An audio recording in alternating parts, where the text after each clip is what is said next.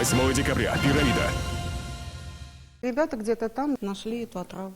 Третьеклашки репетировали в актовом зале номер для выступления. Одна из школьниц обратила внимание на сверток за батареей. Она взяла пакетик и попробовала содержимое, а потом угостила еще 2 одноклассников. Ребята попробовали, но, слава богу, то, что вот классная руководитель сразу заметила.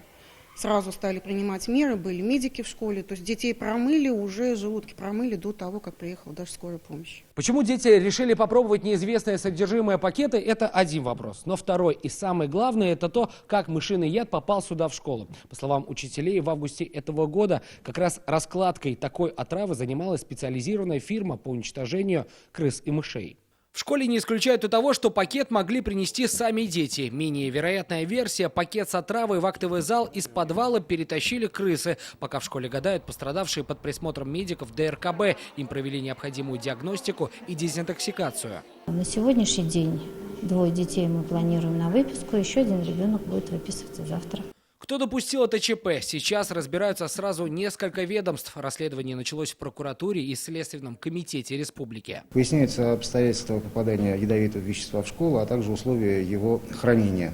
По результатам проверки будет принято процессуальное решение. По результатам проверочных мероприятий будет дана правовая оценка действиям ответственных должностных лиц. В настоящее время решается вопрос о возбуждении уголовного дела.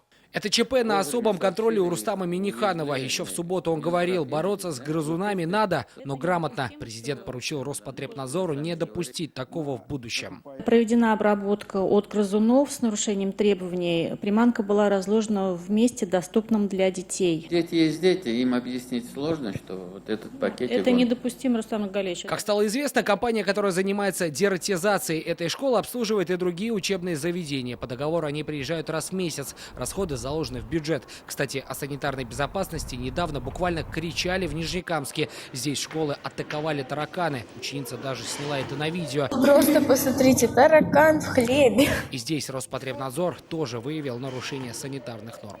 Сергей Хайдаров, Данил Филатов, ТНВ, Казань.